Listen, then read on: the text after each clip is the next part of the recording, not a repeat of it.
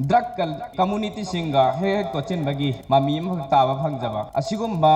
Any community ओइसुनु Pongal ओइरो मितै इचिलिनाव community सिंगदो अदुगा खोइगी नागागी ओरो any अतोप community सिंगदगी निसा योनबा निसा कारबा तौबा निसा चाबा हुरान चिथि तौबसे अदुमक लैयबा इखोने सुनाइ खंगनरबा खतनी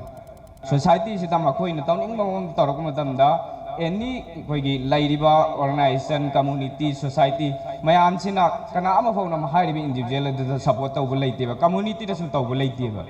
अखोइगी पांगन सोसाइटी ना यारगा थर्डक कारबा तौहनबगी मगोंद उबसे मसी उबिदना हाइ अम्पिया मयामना सुलोइना सोशल मीडिया की मतमनिना अम्पियाना तौबा थबक थौगाई मियाम की दमक तौखिबा थबक मयाम अमखा अखोइना सु उजरे थेंगसु थेंगनरे अम्पियाना हौजे हौजिक मणिपुरदा मतम सांगना अवाबा नंगलाबा चथरिबा कांगलुपकी इहौ असिदा अवाबा तारबसिंग लानगी सैथेंग फंगलाबसिंगदा मखोइना हक्थेंगना मतेंग पांगिबा अमदि लमदम असिदा खुंगंग असिदा अम्पियाना मियामना समाजना पामनद्रबा थबक कया तौबसिंग मखोइना थिंगबा मखोइना मसा थवाई याउना अखोइगी मियामगिदमक्ता अखोइ सोसाइटीगिदमक्ता मणिपुर सि कंदबा यादे हाइदुना थवाई खुबाक हापगा थबक तौबिबा असिसिंग असिगिदमक्ता यामना अम्पियाबु वाइनिंगाइ लेतना थागतचरी अम्पियाना ngasi ड्रग अमदी हुरान चिंथीगी मायोक्तसु थबक कया अमखक तौबा अखोइसु थेंगनजरे मतंगसिदा आइना पांजनिंगबसे अखोइ मणिपुरदा हौजिक थोइबसि ड्रग कम्युनिटी सिंगा हे कोचिनबगी मामी अमखक ताबा फंगजबा असिगुम्बा एनी कम्युनिटी ओइसुनु पांगल ओइरो अतोपा इतै इचिलिनाव कम्युनिटी सिंगदो अदुगा खोइगी नागागी ओरो एनी अतोपा कम्युनिटी सिंगदगी निसा योनबा निसा कारबा तौबा निसा चाबा हुरान चिथि तौबसे अदुमक थोएब लैयबा इखोने सुनाइ खंगनरबा खतनी हाइरिबा निसा योनबा निसाना पैसा तालगा निसादगी लाखो इनकम दुना आई युम मथोन वांगना सागनी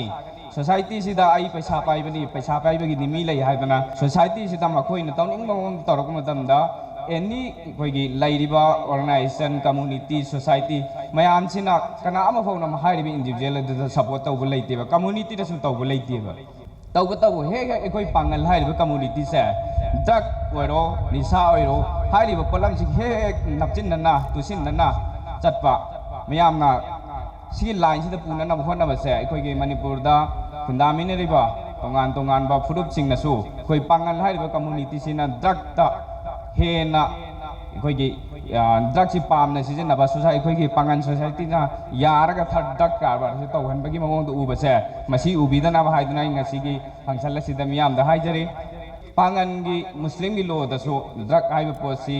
टोटली बेननी मसा मसा के मानराई नुगाइनबा होनबदा मियामदा चैथेंग पिरिबा सिंगसिदी कम्युनिटी अमखक्ता नते लैरिबा अखोइ मणिपुरदा खुंदाना मिनारिबा कम्युनिटी खुदिंगमक्ना हाइरिबा निसा कारबार तौबा हुरान चिंथि तौबा सिंगदो मतम चाना मरु थेंगा मखोइ सिंगदो मुथतपा दरकारनी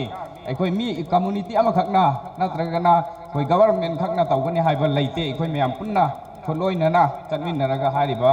निसागी पोलम तौरिबा सिंगजे अखोइ लांथेंमिनसी मखोइबो अखोइना वारकमिनचे हाइबा वफमजे थमजरी अदुगा ngasi aina ड्रग ओम दे हेना हाइजग्रे आइदि लोक अखोइ छात्रगी ऑर्गेनाइजेशन ऑल मणिपुर मुस्लिम स्टूडेंट ऑर्गेनाइजेशन ना अखोइगी मणिपुर की एनी इशू मणिपुर दा मतम की लाखो इरांगसिंग अमदी मणिपुर की एनी कम्युनिटी अमदा अखोइ मरुओइना पांगनदा लाखो प्रॉब्लम सिंग छात्र लाखो प्रॉब्लम सिंग अदुगी दमक्ता अखोइ लैजबनी मतम की मतुंगिना अखोइ थबक सो दुम तौजै मतेंग पांगबा याबसिंग अखोइ होनजै अदुगा मफम लमदम मसिदा लैरिबा youth सिंगना वखन ताबिगदबसे अम्पियाना ngasi lamdam asi chawkhatnanaba manipur asi chawkhatnanaba honabada ampiana thawai khubak ta hapaga tholak iba sumaina mafam asida lairiba yot khuding magnasu akhoi punna thokminnaraga nisa gumba phattaba lambi sidagi lapthoga laik laisu phajana maram chana tamaga lairik haidragadi lairik yauddragadi society ma semada adugi matik yamna sotana lehogani maruoina akhoi lairik se phajana तमगा youth अमा ओइरिङै मतम अखोइना तौबा याबा मासी थबकसिंग तौबा अदुगा मखा तरकु पुन्सिदा सो अखोइगी society की कानगदबा अफबा थबकसिंग अदु तौननबा होनमिन चियारगा नसिगी तिनबिरिबा मियाम अमदी अखोइगी आमचाबो आइबु invite तौबिरके नमक्ता हाइनिङाइ लेतन थागत fungi अस्सलाम वालेकुम।